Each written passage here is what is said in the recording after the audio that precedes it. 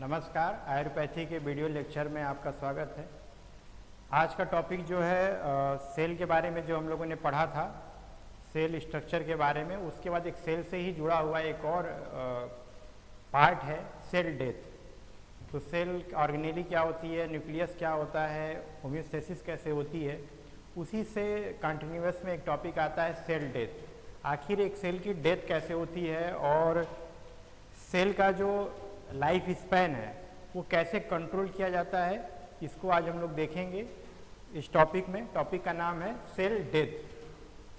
Cell death होता क्या है, देखिए। Cell death occurs by the two distinct process. Cell death क्या होता है? डेथ क्या होता है? जब सेल अपना पूरी एक्टिविटी खत्म कर देता है और वह नष्ट हो जाता है, उसका लाइफ स्पैन कंप्लीट होता है, तो उसको हम लोग क्या बोलते हैं? Cell death. तो सेल डेथ जो है एक्चुअली क्या होता है, यह दो तरह से होता है। सबसे पहले क्या होता है, एपोप्टोसिस, और दूसरा क्या होता है, नेक्रोसिस। तो एक चीज आप समझ के रखिएगा, एपोप्टोसिस क्या है, यह एक प्रोग्राम सेल डेथ है। Program cell death. कोई सेल जब बनती है, जैसे आरबीसी है, तो 120 डेज वो जीवित रहेगी, ये उसके बाद वो एपोप्टोसिस की प्रक्रिया में चली जाएगी। या फिर आरबीसी का जो लाइफ स्पैन है वो 120 है, तो डब्ल्यूबीसी का हाफ डे से 10 डेज तक है, कहीं 15 डेज भी दिया हुआ है।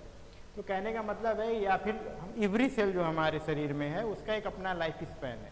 उस लाइफ स्पैन को हम लोग जो कंप्लीट करने का प्रोसेस के बाद जब उसकी डेथ होती है तो उसको हम लोग क्या बोलते हैं, एपोप्टोसिस से प्रोग्राम होता है। दूसरा क्या होता है, नेक्रोसिस।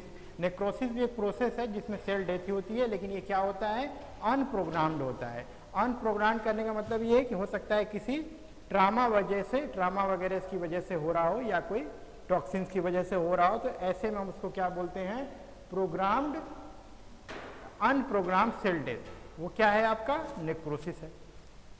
तो वन बाय वन हम देखेंगे। सबसे पहले क्या आता है, apoptosis. Apoptosis is defined as the natural और programmed death of the cell, ठीक, under the genetic control. Genetic control क्या है, एवरी सेल का लाइफ स्पैन फिक्स है। तो 120 डेज है, तो ऐसा नहीं वो 2 डेज में ही वो एक्सपायर कर जाए, ऐसा नहीं होगा। तो 120 डेज अगर आरबीसी का है तो उतने दिन चलेगा। और वो कैसे कंट्रोल किया जाता है, genetic control, with the help of genetic control. यानी सेल बनते समय ही फिक्स हो जाता है कब उसकी डेथ होगी। Originally apoptosis refer to the process by which the leaves fall from tree in the autumn. एक प्रोसेस है, ग्रीक वर्ड, जिसमें पत्तियां गिरती हैं, जिसका मतलब क्या होता है, उसको ग्रीक भाषा में एपोप्टोसिस बोलते हैं। और उसका मतलब क्या होता है, फॉलिंग लीव्स, यानी कि जैसे पतझड़ आता है तो पत्तियां गिरती हैं, तो एक प्रोसेस के तहत ही गिरती हैं, तो उसी को ग्रीक भाषा में क्या बोलते हैं, एपोप्टोसिस, यानी नेचुरल फॉलिंग होती है, इसलिए हम उसको क्या बोलते हैं, एपोप्टोसिस। दूसरा क्या हुआ, it is also called cell suicide. यानी सेल जो है, भले सेल अपने आप में फुल एनर्जेटिक है, सब कुछ सही है उसके अंदर, लेकिन फिर भी एक समय के बाद जब उसका जेनेटिक कोड उसको डिफाइन करेगा कि अब आपका एज कंप्लीट हो गई है, तो वह क्या होगा, नेचुरली अपने आप को सेपरेट कर लेगा अगल बगल वाले टिश्यू से, और वह डेथ की प्रोसेस में चला जाएगा। आज हम इसको देखेंगे। It also called cell suicide, इसीलिए हम इसको क्या बोलते हैं, सेल सुसाइड भी बोलते हैं। Since the genes of the cell play major role in this death. कहने का मतलब ये हुआ कि ये जीन्स के द्वारा कंट्रोल किया जाता है, सेल अपने आप को खुद से ही मार लेती है, उसी को हम लोग क्या बोलते हैं, एपोप्टोसिस, यानी नेचुरल है, प्रोग्राम सेल डेथ है। ठीक है, आगे देखिए। This type of program cell death is a normal phenomena and is essential for the normal development of the body. ये बहुत क्या है, नॉर्मल है। नॉर्मल होने का मतलब जैसे हमारी बॉडी जो भी बनती है वो क्या होता है, वह एपोप्टोसिस के थ्रू ही बनती है। हम आगे के एग्जाम्पल से आपको समझाएंगे। In contrast to the necrosis, apoptosis usually does not produce inflammatory reaction in the neighbouring tissue. तो जैसे अगर मान लीजिए कि नेक्रोसिस हो रही है, तो नेक्रोसिस में क्या होगा, जैसे मान लीजिए एक सेल ये है, उसके एडजेसेंट सेल ये है, उसके एडजेसेंट सेल ये है, तो इसमें नेक्रोसिस स्टार्ट हुई अगर, तो क्या होगा, ये बगल वाले में भी जा सकती है, इसमें भी जा सकती है। यानी कि प्रॉब्लम एक सेल में थी और ये 1, 2, 3 तीनों सेल इसमें इन्वॉल्व हो सकते हैं। पर एपोप्टोसिस में क्या होता है कि अगर कोई एक सेल है मतलब एडजेसेंट सेल 3 सेल हो गई मान लीजिए, और इसको एपोप्टोसिस में जाना है, तो ये क्या करेगा, सबसे पहले ये बगल वालों से अपने को आइसोलेट कर लेगा, ठीक, अपने आप को श्रिंक कर लेगा, ताकि इसकी वजह से इन दोनों पे प्रभाव ना पड़े, ठीक। तो ये वाला प्रोसेस जो होता है वो एक कैरेक्टरिस्टिक शो करता है जिसको हम बोलते हैं इन्फ्लेमेशन, इन्फ्लेमेटरी रिएक्शन शो करेगा, और ये इन्फ्लेमेशन शो नहीं करता, यानी कि नेक्रोसिस जो है वह इन्फ्लेमेशन शो करता है, apoptosis does not show the inflation. Inflammation में क्या होता है, बहुत सारे लक्षण होते हैं, जैसे रेडनेस होता है, हिट होता है, कॉलर डॉलर रूबर, ये सब आपको बताएंगे आगे के टॉपिक्स में आएगा। तो अभी आप इतना जानिए कि नेक्रोसिस क्या है, एक अननेचुरल डेथ है सेल का, और एपोप्टोसिस क्या है, यह नेचुरल है। तो ये कैसे होता है। अच्छा, फंक्शनल सिग्निफिकेंस जो मैं बता रहा था, इसका क्या महत्व है वो देख लीजिए। The purpose of apoptosis is remove the unwanted cell without causing any stress और damage to the neighbouring cell. अभी लास्ट स्लाइड में जो आपको मैं समझाया था कि 3 सेल अगर साथ में है और बीच वाले को अगर एपोप्टोसिस में जाना है तो अपने आप को सबसे अगल बगल वाले से अलग कर लेता है। तो क्या होता है कि दोनों बगल जो हेल्दी टिश्यू है उसमें किसी भी प्रकार का स्ट्रेस नहीं आता है या डैमेज नहीं होता है। द फंक्शनल सिग्निफिकेंस देखिए, सबसे पहला देखिए, play a vital role in cellular homeostasis. Homeostasis help करता है कैसे, about 10 million cell are produce every day. 10 million cell every day बनते हैं और ह्यूमन बॉडी में रिप्लेस किए जाते हैं, ठीक। In equal number of cell die by the apoptosis. अगर 10 मिलियन सेल अगर बन रहे हैं तो इतने ही बराबर 10 मिलियन सेल जो है डाई भी होते हैं, और डाई होते हैं किसके थ्रू, एपोप्टोसिस के थ्रू होते हैं। इसको हम लोग क्या बोलते हैं, this is help in the cellular homeostasis. एक सेल के सर्वाइवल के लिए या ह्यूमन के सर्वाइवल के लिए ये बहुत जरूरी है कि जितनी सेल नई सेल बन रही हैं उतनी सेल डेथ भी हो, क्योंकि अगर नहीं होगा तो क्या एक्युमुलेशन ऑफ सेल होगा, वो ट्यूमर में चेंज हो जाएगा। तो ऐसा नहीं होता। तो होता क्या है कि पर डे 10 मिलियन सेल्स बनती हैं, तो per day 10 million cell die को होती हैं, और कैसे होती हैं, with the help of apoptosis. Useful for the removal of the cell that is damage beyond repair by a virus और टॉक्सिन। अगर कोई मान लीजिए किसी में केमिकल रिएक्शन या टॉक्सिन के द्वारा वो अपने आप को खत्म करने या सेल किसी काम की नहीं रही, तो वो भी एपोप्टोसिस में जा सकती है, और जब वो जाएगी तो उससे क्या हो जाएगा कि बगल अगल वाले को बिना ज़्यादा प्रॉब्लम किए वो सेल वहाँ से डैमेज कर दी जाएगी, हटा दी जाएगी, रिप्लेस कर दी जाएगी। N essential event during the development and adult stage.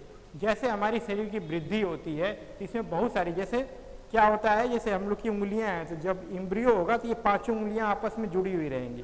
बाद में बीच वाली क्या होंगी, जो वेव है, इसको हटाने की जो प्रक्रिया होती है वो क्या होती है, एपोप्टोसिस। कुछ बच्चों में क्या होगी, आप देखेंगे न्यूबॉर्न होगा तो ये दोनों उंगलियां मिली हुई हैं। तो क्यों, क्योंकि इसमें प्रॉपर एपोप्टोसिस नहीं हुई, जो सेल बनी वो वहाँ से हटी नहीं। तो इसलिए क्या होता है, हमारे डेवलपमेंट के लिए भी ये बहुत जरूरी है। Example, a large number of neurons are produced during the development of the central nervous system, but up to 50% of neurons are removed by the apoptosis during the formation of synapse between the neurons। कहने का मतलब ये है कि बहुत अधिक संख्या में, चूंकि न्यूरॉन्स बहुत जल्दी रिप्लेस होते हैं, या रिप्लेस क्या मतलब डेथ हो जाती है उनकी डेवलपमेंट के दौरान, तो चूंकि इतनी संख्या में इतनी ज़्यादा रहती है कि हमें उससे ज़्यादा फर्क नहीं पड़ता है।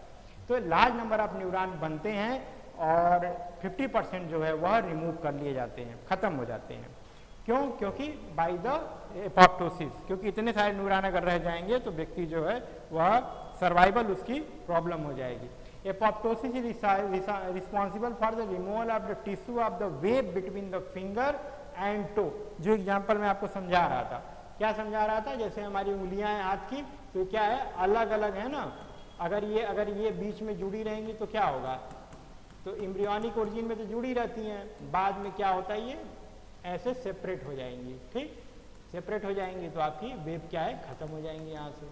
उसके खत्म होने से क्या होगा, उंगलियाँ प्रॉपर हमको 5 दिखाई देती हैं। During the developmental stage in the foetus, it is necessary for the regression and disappearance of the duct system during the sex differentiation in foetus. मैं आपको बताऊंगा जब आपको एम्ब्रियोनिक इम्ब्रियोलॉजी की क्लास चलेगी तो उसमें मैं आपको बताऊंगा कि जैसे फीटस का सेक्स डिटर्मिनेशन होता है तो बहुत सारे डक्ट जैसे मुलेरियन डक्ट वगैरह है तो वो भी रिप्लेस होता है, ठीक है। वुल्फियन डक्ट और मुलेरियन डक्ट का कॉन्सेप्ट है, तो वो मैं आपको बताऊंगा सेक्स डिफरेंशिएशन में। तो वहाँ पे भी क्या होता है कि एक का सप्रेस हो जाना या एक का हट जाना दूसरे का बढ़ जाना भी, ये भी क्या है, रिग्रेशन एक का हो रहा है, वो क्या है, एपोप्टोसिस है, ठीक। नेक्स्ट चलें। The cell that closes contact with the neighboring cell or basal lamina in the epithelium cell die by the apoptosis। ये बेसल लैमिना है, इस पे बहुत सारी सेल लगी हुई हैं, इनकी जो डेथ होती है वो भी क्या होता है, एपोप्टोसिस के थ्रू होती है। This is essential for the death of the old enterocyte that shed in the lumen of the intestinal gland. तो जो आपका ये मान लीजिए ल्यूमेन है, जीआईटी का ल्यूमेन है, तो उसमें जो भी सेल इंटेरोसाइट्स होती हैं वो भी क्या है, एपोप्टोसिस के द्वारा यहाँ से रिप्लेस होती रहेंगी और नया नया यहाँ पे बनता रहेगा। And also play important role in the cyclic sloughing of the inner layer of endometrium. जो मेंस्ट्रुअल साइकिल चलती है उसमें इंडोमेट्रियम का जो शेडिंग होता है या स्लगिंग होता है वो भी क्या है, आपका एपोप्टोसिस ही है। Apoptosis remove the auto aggressive T cell that prevent the auto immune disease. जो एग्रेसिव टी सेल होते हैं उनकी भी डेथ कर दी जाती है, रिप्लेस कर दिए जाते हैं, तो वो भी क्या होता है, आपका ऑटो इम्यून डिजीज से आपको बचाता है। तो ये कॉन्सेप्ट हुआ एपोप्टोसिस का क्या सिग्निफिकेंस है। अब हम देखते हैं कि activation of the apoptosis, apoptosis कब स्टार्ट होता है। Apoptosis is activated by either withdrawal. अब देखिए दो तरह का सिग्नल है, पॉजिटिव सिग्नल और आपका निगेटिव सिग्नल। जो पॉजिटिव सिग्नल होता है उसको हम लोग क्या बोलते हैं, सर्वाइवल सिग्नल बोलते हैं या सर्वाइवल फैक्टर बोलते हैं। Apoptosis is activated by the either withdrawal of the positive signal. Positive signal जैसे ही हटेगा, ठीक, वैसे ही क्या हो जाएगा, एपोप्टोसिस एक्टिवेट हो जाएगा। यानी आपके अंदर जीने का जो लक्षण है या जीने की चाह जो खत्म होने लगेगी सेल के अंदर, तो क्या हो जाएगा, वहाँ पे पॉजिटिव फैक्टर वहाँ से हट जाएंगे, वहाँ से क्या आना शुरू हो जाएगा, arrival of the negative signal.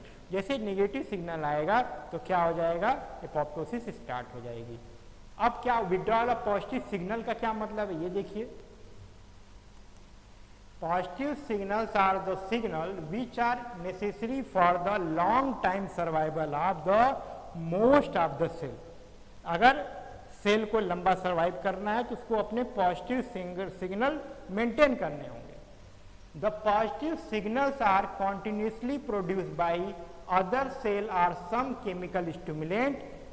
ये इसका मतलब ये है कि ये जो सिग्नल हैं वो हमेशा लगातार सेल से निकलते रहते हैं। किस फॉर्म में, किस फॉर्म में, देखिए सम केमिकल स्टिमुलेंट इस फॉर्म में निकलते हैं। एग्जांपल देख लीजिए, nerve growth factor, nerve growth factor, interleukin 2, ये एग्जांपल हैं कि जब तक ये हैं तब तक वो पॉजिटिव सिग्नल रहेगा और ये हट जाएगा। अब्सेंस और withdrawal of the positive signal activate the apoptosis, ठीक। केमिकल स्टिमुलेंट जब तक हैं तब तक तो ठीक है, जैसे वो हटेंगे, विड्रॉ होंगे, तो क्या हो जाएगा, आपका सेल जो है डेथ को प्राप्त हो जाएगी। कैसे प्राप्त होगी, by the activation of the apoptosis, ठीक है। क्लियर हो गया होगा, एक बार और पढ़ दे रहा आपके लिए, देखिए। Positive signals are the signal which are necessary for the long time survival of the most of the cell. The positive signal are continuously produced by the cell are some chemical stimulant, वो लगातार निकलते रहते हैं। Example क्या है, nerve growth factor अगर neuron cell हैं, और इंटरल्यूकिन 2 हैं जैसे लिम्फोसाइट्स में है। तो अभी मैं पढ़ाया था 2, 3, 6 ऐसे करके वहाँ पे इंटरल्यूकिन के बारे में बताया था। तो यहाँ भी क्या कर रहे हैं, जो पॉजिटिव सिग्नल वो काम कर रहे हैं। Arrival of the negative signal, negative signal कब आते हैं, negative signal are the external और internal stimuli which initiate apoptosis. पहला क्या है, पॉजिटिव सिग्नल हट गया, दूसरा क्या है, निगेटिव सिग्नल आ गया। The negative signals are produced during the various event. कब निकलते हैं, देखिए, नॉर्मल डेवलपमेंटल प्रोसीजर, जैसे फीटस वगैरह बन रहे हैं उस समय क्या होगा, बहुत सारे निगेटिव सिग्नल आएंगे, जैसे वेव वगैरह का बनना है, डक्ट का रिग्रेशन है, ये सारी चीजें। सेल्यूलर स्ट्रेस, कोई सेल अगर स्ट्रेस में है तो वहां से भी निगेटिव सिग्नल आना शुरू हो जाएगा। यानी कि उसको खत्म करिए, नहीं तो जब तक वो बना रहेगा तो प्रॉब्लम करेगा। लाइफ भी ऐसी ही है, अगर आपके अंदर पॉजिटिव सिग्नल आना बंद हो जाएंगे, वहाँ पे नेगेटिव सिग्नल आना शुरू हो जाएंगे, तो लाइफ क्या हो जाएगी, खत्म करने के कगार पे पहुँच जाएगी। इसलिए हमेशा अपने आप को पॉजिटिव बना के रखिए, पॉजिटिव वाइब्स रखिए, अपने आप को हमेशा मोटिवेटेड रखिए। Increase in the concentration of the intracellular oxidant, इससे भी क्या हो जाएगा, नेगेटिव सिग्नल बढ़ेगा। वायरल इन्फेक्शन हो गया, डैमेज ऑफ द डीएनए हो गया, exposure of agent like chemotherapeutic drugs जैसे X ray, ultraviolet rays, death receptor ligand और थेरेपेटिक ड्रग्स, इस तरह की चीज़ें अगर हैं सेल के अंदर जा रही हैं तो कहीं ना कहीं वो निगेटिव सिग्नल को इनिशिएट कर देते हैं, और उस निगेटिव सिग्नल के इनिशिएशन से क्या होगा, आपको दिक्कत होगी, सेल एपोप्टोसिस स्टार्ट हो जाएगा। डेथ रिसेप्टर लिगेंड क्या होते हैं ये देख लीजिए, डेथ रिसेप्टर क्या है जो लास्ट में दिया हुआ था, ये अभी हमने पढ़ा।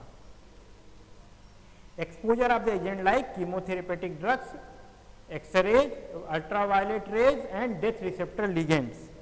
ये देखिए, death receptor ligands are and death receptor ligands are the substances which bind with the specific cell membrane receptor and initiate the process of the apoptosis. ठीक, सेल मेम्ब्रेन से क्या हो जाएगा, वो रिसेप्टर हैं वहाँ पे अटैच हो जाएंगे, और अटैच होते ही क्या हो जाएगा, एपोप्टोसिस स्टार्ट हो जाएगी।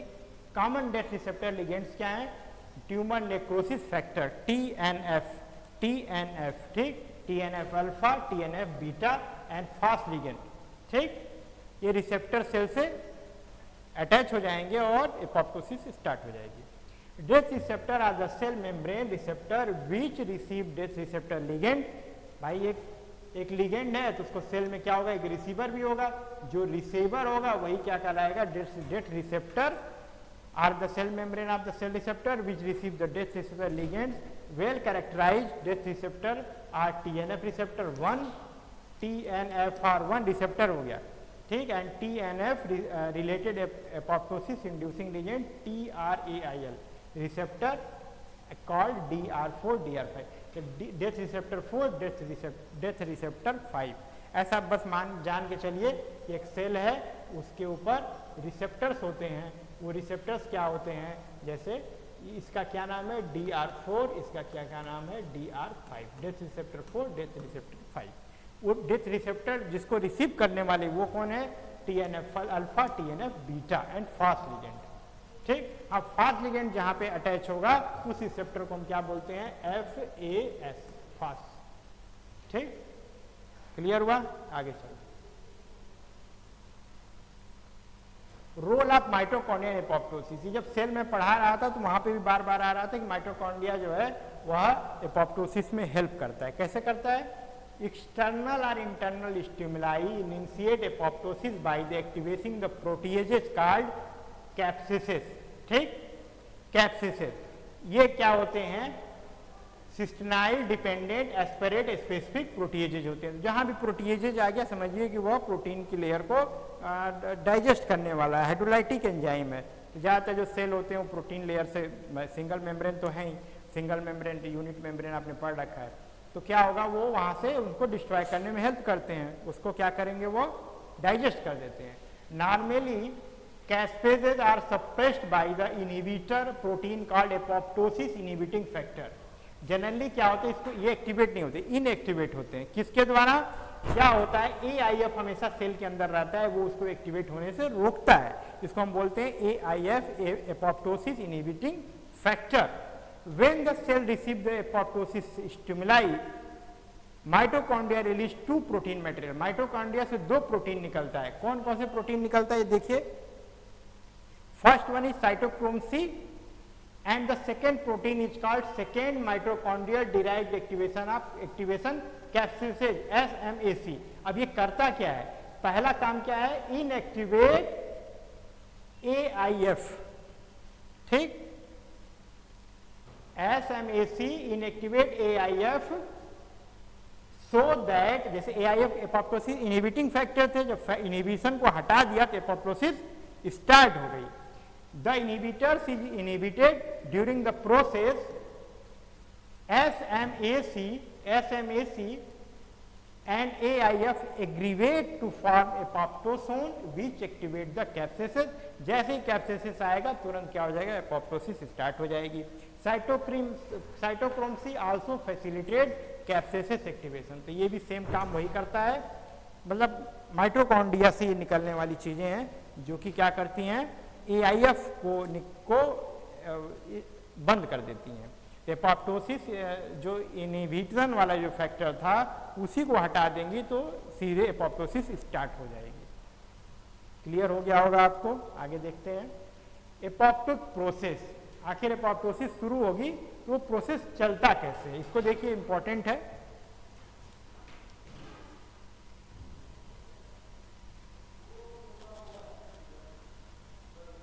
देखिए, cell show sequence of characteristic morphological changes during the apoptosis.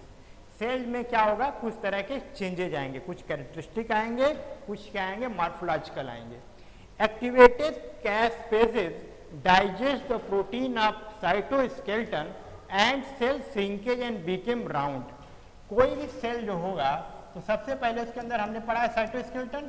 Cytoskeleton क्या करते हैं, उसके शेप को बना के रखते हैं। तो सबसे पहले क्या होता है, कैस्पेसेस डाइजेस्ट द प्रोटीन ऑफ, जैसे ही साइटोस्केलेटन डाइजेस्ट हो जाएगा इसकी साइज क्या हो जाएगी, छोटी हो जाएगी। और साइज जैसे ही छोटी हो जाएगी तो because of the shrinkage the cell losses the contact with the neighbouring cell और सराउंडिंग मैट्रिक्स। इसके आजू बाजू का जो सेल होगा, जैसे इसके साथ क्या होगा, एक यहाँ सटा हुआ सेल होगा। अब ये छोटा हो गया तो क्या हो जाएगा, ये बड़ा है, तो ये छोटा हो गया तब क्या हो जाएगा, बीच में गैप आ जाएगा। तो बीच में गैप आने से क्या, सबसे पहला काम क्या है, अगल बगल से दूर हो जाना। ठीक। Chromatin in the nucleus undergo degradation and condensation. जो उसका न्यूक्लियस मटेरियल होगा, न्यूक्लिक मटेरियल होगा, वो भी क्या हो जाएगा, कंडेंस हो जाएगा।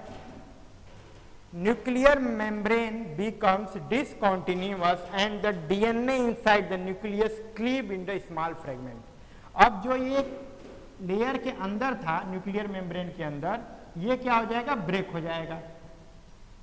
अब जैसे ये ब्रेक होगा तो अब क्या होगा, ऐसे ऐसे हो जाएगा। अब क्या हो जाएगा, इसका मैट्रिक्स, इसका दोनों न्यूक्लियर मैट्रिक्स और सेलुलर मैट्रिक्स आपस में मिल जाएगा। Nuclear membrane become discontinuous, membrane discontinuous हो गई and DNA inside the nucleus are cleaved into the small fragment.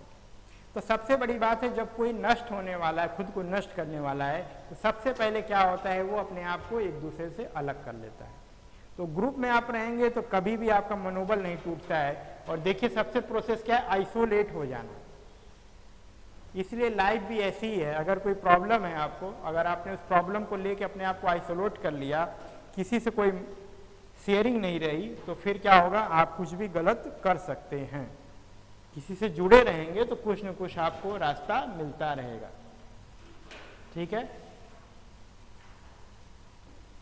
आगे देखिए, following the degradation of DNA the nucleus break into many discrete nucleosomal unit which are also called chromatin body.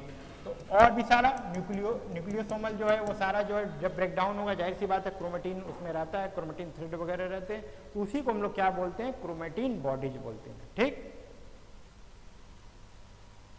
जो छोटे छोटे न्यूक्लियोसोमल जो unit बनेंगे। 6 number पे क्या होगा, cell membrane break and so bubbled appearance.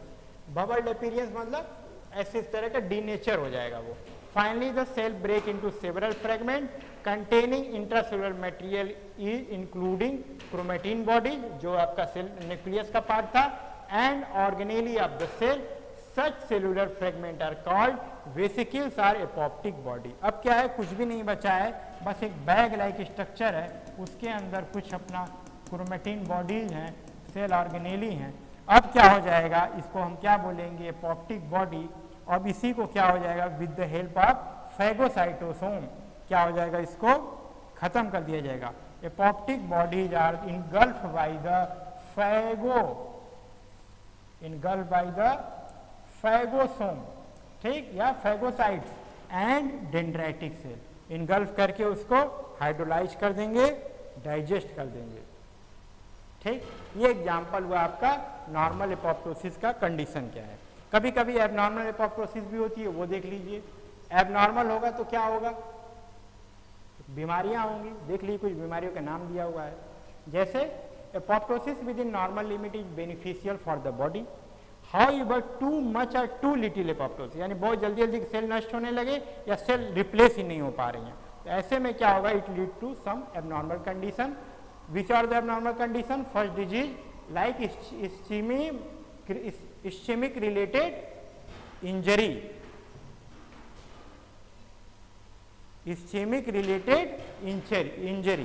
तो इस तरह की जो इंजरी होती है उसमें हो गया हार्ट से रिलेटेड. ऑटो इम्यून डिजीज इस तरह जैसे हिमोलाइटिक एनीमिया है जिसमें आरबीसी जल्दी जल्दी ब्रेक हो रही हैं, थ्रोम्बोसाइटोपिनिया है, ये भी ब्लड डिसऑर्डर है. एक्वायर्ड इम्यूनोडिफिशिएंसी सिंड्रोम, एड्स वगैरह में भी क्या होता है, जो CD4 काउंट होते हैं उनकी संख्या कम होने लगती है. ठीक है, तो ऐसे कंडीशन में क्या हो जाएगा, आपका जो इम्यून सिस्टम है वो खराब हो जाता है. तो ये भी आपकी एक एब्नॉर्मल एपोप्टोसिस की प्रक्रिया में आता है. ठीक है, जो हेल्पर टी सेल थी या किलर टी सेल है वो अच्छे से काम नहीं कर रही है, इसलिए आपकी इम्यूनिटी जो है खत्म हो रही है, तो वो भी आपका क्या है, इसी में आता है. फिर आता है तीसरे नंबर पे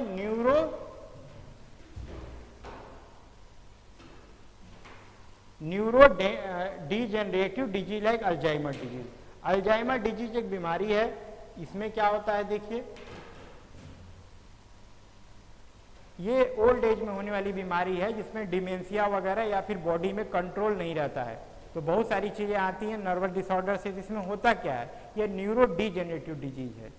ठीक, तो जब ये आता है तो बहुत सारी वृद्धावस्था में बहुत सारी समस्याएं होती हैं, जैसे रोलिंग बॉल मूवमेंट वगैरह सब आगे आप पढ़ेंगे. तो अल्जाइमर क्या एक तरीके का आपका याददाश्त चली जाना, बॉडी पे कंट्रोल नहीं रहना, इनवॉलंटरी मूवमेंट का बढ़ जाना, बहुत सारी चीज़ें.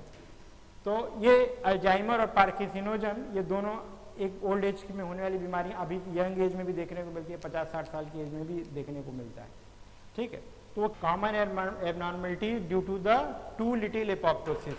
टू लिटिल एपोप, जैसे मान लीजिए हमने बोला कि 10 मिलियन सेल डेली बन रहे हैं और एपोप्टोसिस के थ्रू जो है वह 10 मिलियन सेल जो है डेली डेथ भी हो रही है, तो एक बैलेंस हो गया. अब क्या हुआ कि सेल तो बनी लेकिन सेल जो है वह डेथ नहीं हो रही है, बहुत स्लो एपोप्टोसिस हो रहा है, तो नई सेल तो उसी संख्या में बन रही हैं, तो क्या हो जाएगा, यहाँ पे एक्यूमुलेशन ऑफ सेल स्टार्ट हो जाएगा. ऐसे में क्या हो जाएगा, ट्यूमर इसको आप बोलते हैं, यही जो है कैंसर सेल में कन्वर्ट हो सकता है, कैंसर ही है. ठीक, ऑटो इम्यून लिम्फोप्रोलिफरेटिव सिंड्रोम ALPS, ये भी इसी तरह का प्रोलिफरेशन है, इसमें भी ऑटो इम्यून डिसऑर्डर होता है और ये भी क्या है, बहुत स्लो एपोप्टोसिस की वजह से होता है, जहाँ पे सेल रिप्लेस नहीं हो रही है, अपनी जगह नहीं छोड़ रही है. ठीक, अब दूसरा प्रोसेस क्या होता है सेल डेथ का, नेक्रोसिस, जो कि क्या है, अनप्रोग्राम है या अननेचुरल है. Necrosis means dead in Greek is the uncontrolled and unprogrammed death of cell due to unexpected or and accidental damage. मतलब कोई प्रोग्राम नहीं था उसके डेथ होने का, लेकिन किसी चोट चपेट के कारण, ट्रामा के कारण हो गया, तो उसको हम लोग क्या बोलते हैं, नेक्रोसिस बोलते हैं. It is also called cell murder. Apoptosis we consider as a cell suicide, necrosis we consider as a cell murder. ये दो डिफरेंस हमको याद रखना चाहिए. Because the cell is killed by the extra cellular और external event, इसलिए हम इसको बोलते हैं सेल मर्डर. यानी सेल अपने आप को डेथ नहीं करने वाला था, वो खुद सुसाइड नहीं कर रहा था, मरना नहीं चाहता, पर ड्यू टू एक्सटर्नल स्टिमुलाई और event cell comes to death. After necrosis, the harmful chemical substances released from the dead cell cause damage and inflammation of the neighboring tissue. Apoptosis में क्या था कि अगर सेल का है, 3 है सेल है, तो सबसे पहला काम क्या था इसका, अपने आप को आइसोलेट करना. ठीक, अपने आप को नेबरिंग सेल से अलग कर लेना, जिससे भी जो भी प्रक्रिया होगी with the help of shrinkage. But यहाँ क्या हो रहा है, जो नेक्रोज सेल होगा वो क्या होगा, बगल वाले, भाई इसमें भी चोट लगी है, ये डेथ हो रहा है, क्योंकि नेचुरल प्रोसेस नहीं है इसलिए इसने अपने आप को बगल वाले से अलग नहीं कर दिया. अलग नहीं किया तो जो भी टॉक्सिन्स वगैरह रिलीज होंगी वो बगल वाली सेल को भी, नेबर सेल को भी अफेक्ट करेंगी और मे बी उसमें भी इन्फेक्शन चला जाए, वो भी डेथ को प्राप्त हो सकती है, उसमें भी नेक्रोसिस हो सकती है. ठीक है, नेक्रोटिक प्रोसेस क्या होता है, नेक्रोसिस होती कैसे है ये देखिए। Necrosis result in the lethal disruption of a cell structure and activity. The cell undergo a series of characteristic change during the necrotic process. क्या चेंज होता है, पहला cell swell causing damage of the cell membrane and appears of the many hole in the cell membrane। अब क्या होगा, cell जो है swell कर जाएगी। उसका प्रोसेस उल्टा था, apoptosis, in apoptosis cell show the shrinkage, but इधर क्या शो कर रहा है, swelling. Intracellular content leak out the surrounding environment. अभी क्या होगा, जो मेम्ब्रेन का पोर है वो बड़े बड़े हो गए हैं, तो अब यहाँ से क्या होगा, जो इसका इंट्रासेलुलर जो मटेरियल है वो it is release outside the cell membrane. Cell membrane के बाहर आ जाएगा। तो सेल मेम्ब्रेन के जब बाहर आएगा तो क्या होगा, जो सराउंडिंग इन्वायरमेंट में जाएगा, चाहे इंटरस्टिशियल स्पेस होगा, ठीक है। Intercellular environment is Altered. जो सेल के अंदर का इन्वायरमेंट है वो क्या हो जाएगा, बदल जाएगा। जाहिर सी बात है, बहुत सारे सोडियम पोटेशियम पंप होते हैं, अंदर होते हैं, तो सोडियम रिच होता है सेल, सोडियम बाहर निकल जाएगा। अरे पोटेशियम रिच होता है, पोटेशियम बाहर निकल जाएगा, सोडियम जो है उसमें कमी हो सकती है या सोडियम इंटर कर सकता है, तो अंदर का एनवायरनमेंट चेंज हो जाएगा। Simultaneously large amount of calcium, यहाँ पे कैल्शियम का रोल है नेक्रोसिस में, याद रखिएगा। Large amount of calcium ion are release by the damage mitochondria. Mitochondria जो डैमेज होगी उससे क्या निकलेगा, बहुत अधिक संख्या में क्या निकलेगा, आपका कैल्शियम आयन निकलेगा। और कुछ अदर ऑर्गेनेली से भी निकलता है, लेकिन याद रखिएगा माइटोकॉन्ड्रिया से बहुत अधिक संख्या में कैल्शियम निकलता है। ये कैल्शियम क्या करता है, देखिए, reaction of the neighbouring tissue of the necrosis. जो भी आपका कैल्शियम बाहर निकलता है उससे क्या होता है, सेल्यूलर का पूरा स्ट्रक्चर जो है वो डैमेज हो जाता है, तो उससे क्या होता है, वो नेक्रोसिस को प्राप्त हो जाता है। आगे देखिए, आखिर जब एक टिश्यू में आपका नेक्रोसिस चल रहा है तो बगल वाला क्या करेगा, tissue surrounding the necrotic cell react the breakdown product of the dead cell, particularly the derivatives of the membrane phospholipid like the arachidonic acid. तो जो सेल डैमेज हुई है उससे क्या निकल रहा है, अल्टीमेटली आर्किडोनिक एसिड निकल रहा है। वो क्या करता है, along with the other material, arachidonic acid causes the following inflammatory reaction, ठीक, इन द सराउंडिंग टिश्यू, बगल वाले में। सबसे पहले क्या करेगा, dilation of the capillaries in the region and thereby increasing the local blood flow. वहां पे एरिया में क्या होगा, ब्लड फ्लो इंक्रीज हो जाएगा।